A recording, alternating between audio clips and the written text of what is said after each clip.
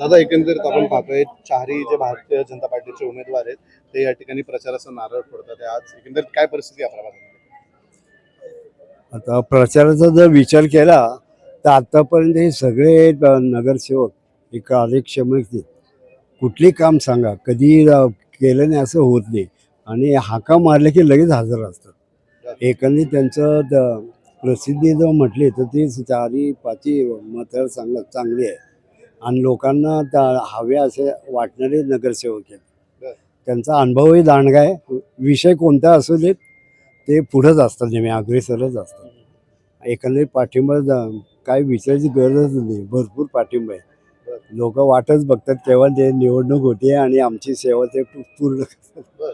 एकंदरीत कशा पद्धतीचा जनसंपर्क आहे ह्या चारही नगरसेवकांच्या? या ठिकाणी जे चारही उमेदवार आहेत, नगरसेवक राहिलेले आहेत सगळे, आता पुन्हा एकदा निवडणुकीच्या रिंगणात आपल्याला पाहायला मिळतात. कुठले शिवजयंती असू देत, दिवाळी सण असू देत, दहीहंडे असू देत, सगळ्या सणामध्ये ते उपस्थित असतात आणि नुसते उपस्थित नाही तर काम स्वतःच्या पाठीवर घेऊन ते करत असतात. आणि त्यांच्याबरोबर अनेक कार्यकर्ते, जनता पण नेहमी भरपूर असते. कार्यक्रम कुठले असो उदंडच असतो. याचं मत म्हणजे असं आहे की हा खरं म्हणजे भाजपचा बालेकिल्ला आहे पहिल्यापासून. म्हणजे गीता फुले निवडून आल्या तेव्हापासून हा भाजप बालेकिल्ला आहे भारत. पण त्या काही कारणांनी त्यामध्ये जरा हे नव्हतं की आता ह्या नवीन प्रक्रियेमध्ये चारचा हे झाल्यापासून की हे वाढलेले काम पुष्कळ. त्यामुळं भाजपच्या चारही जागा हमखास निवडून होतील. हे जे चार आता आहेत की दोन आत्ता आलेले आणि पहिले दोन आहेत सिटिंग मेंबर.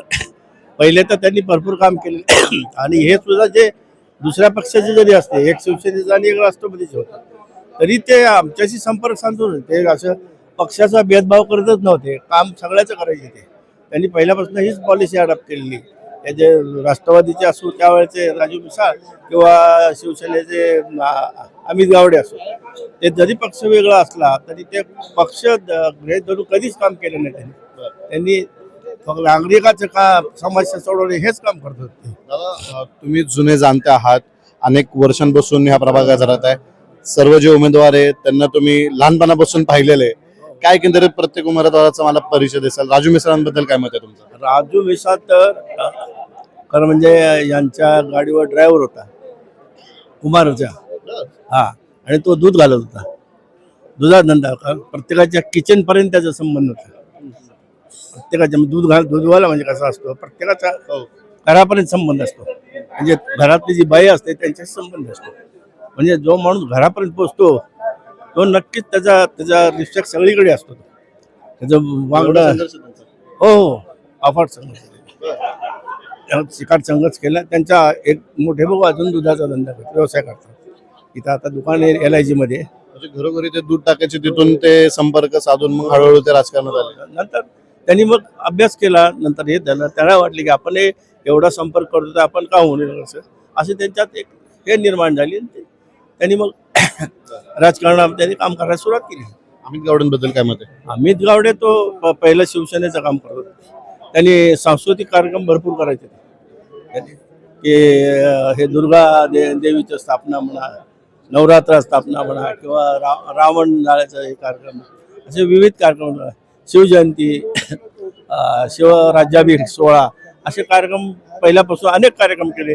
ज्येष्ठाचे सत्कार, रक्तदानाचे कार्यक्रम, असे कार्यक्रम केल्यामुळे तो लोकांच्या संपर्कात, कार्यक्रमामुळे तो जास्त संपर्क होता आणि त्यांनी भेदभाव कधी बघितलाच नाही. अमित गावडेंनी सुद्धा सर्वसमावेशक काम केले त्यांनी.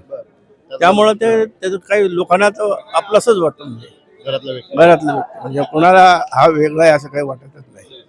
त्याचबरोबर दोन महिला उमेदवार देखील आहेत, सिटिंग नगरसेविका देखील होत्या, त्या शर्मिलाताई बाबर आहेत, शैलजा मोरे आहेत. शैलजा मोरेंबद्दल काय मत आहे? शैलजा मोरे यांचा डोर टू डोर संबंध, ते इतका काम करतात. आता माझा स्वतः अनुभव होतो. माझे गुडघे दुखत होते, त्या स्वतः त्यांच्या सुनेला ज्या दवाखान्यात घेऊन गेले तिथं मला घेऊन गेल्या त्या, आणि त्या डॉक्टरला सांगितलं यांचं चांगल्या प्रकार आहे. एवढं लक्ष असतं? हो बरं.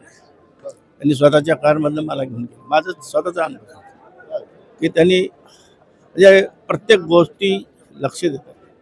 तेव्हा बाबरताई सुद्धा त्यांचं पण असंच काम आहे की बाबरताई सुद्धा असंच काम करतात. की प्रत्येक मंदिराशी संपर्क आहे. त्या प्राधिकरणात जे चारही हे जे आहेत प्रत्येक मंदिराशी संपर्क, तिथले उत्सव असो हे असो त्यामध्ये सहभाग घेणं, त्यांना मंदिराला मदत करणं, आर्थिक म्हणा काय किंवा सांस्कृतिक कार्यक्रम करणं हे त्यांचं काम. आणि आम्ही जे आता मगाशी सांगितलं की शोभायात्रा, आता हे 25वा वर्ष आमचं इथे प्राधिकरणात आम्ही शोभायात्रा जी गुढीपाडव्याची की आपलं नववर्ष हे गुढीपाडवा हे पुढच्या पिढीला कळावं म्हणून आम्ही एक शोभायात्रा सुरू केली. ती शोभायात्रा गेली 25 वर्षे आम्ही काढतोय. ती शोभायात्रा ह्या वर्षी आता 25 वर्ष होती, हे 25वा वर्ष. तर ह्या चारही जणांचा त्यामध्ये स्वभाव होता. हा पहिल्यापासून पक्ष वगैरे सगळं नाही नाही आम्ही काही बघतच नाही. मी अध्यक्ष त्या संस्थेचा पहिल्यापासून स्थापना केल्यापासून मी काम करतोय. आमच्याबरोबर करंदीकर म्हणून आहेत, ते पण अध्यक्ष होते. या वर्षी मागच्या वर्षी होता मी, आता त्याची दुरावा. तर त्यामुळे सगळे तरुण वगैरे सगळे भाग घेतात त्यामध्ये हे सगळे राजू विसाळ किंवा अमित गावडे पहिल्यापासून भाग घेतात त्या रॅलीमध्ये. ती प्रचंड मोठी रॅली असते. ते टिळक पुतळ्यापासून सुरू होते ते स्वामी समर्थ मंदिरापर्यंत आम्ही सगळे असतात. महिला हे वगैरे सगळे विविध गट त्यामध्ये असतात. त्यामुळे त्यांच्याशी संपर्क त्यांचा असतोच. सांगितलं संपर्क चांगला आहे. हो हो. काय विजयाचं काय विश्वास वाटतो हे चारी जे विजय म्हणजे एक तर काय माहिती का, हा याचा बालेकिल्ला आहे खरं म्हणजे भाजपचा. फक्त आता थोडा विस्कळीतपणा होता तर ह्या आत्ताच्या ह्याच्यामुळे की मोदीचा आणि फडणवीसांच्या कामामुळे तो जास्त हे झाला आहे, एकवटला गेलेला आहे. भाजप सुद्धा थोडा विस्कळीत. निकाल कसा असेल? निकाल हा इथला तर ह्या प्रभागाचा एकतर्फी निकाल लागेल. चारीचे चारी सीट प्रचंड एवढ्या मताने की त्याच्या आसपास सुद्धा कोणी पोहोचणार नाही त्यांच्या मतापर्यंत. म्हणजे मी सांगतो 5,000चा फरक असेल प्रत्येक उमेदवार. हो, चारीच्या चारी. आमच्याकडे असं आहे की एकदा हे झालं, निर्णय झाला की त्या उमेदवाराचा प्रचार करायचा. त्यामुळे काही प्रॉब्लेम नाही. चारही उमेदवार प्रचंड मतांनी निवडून येते.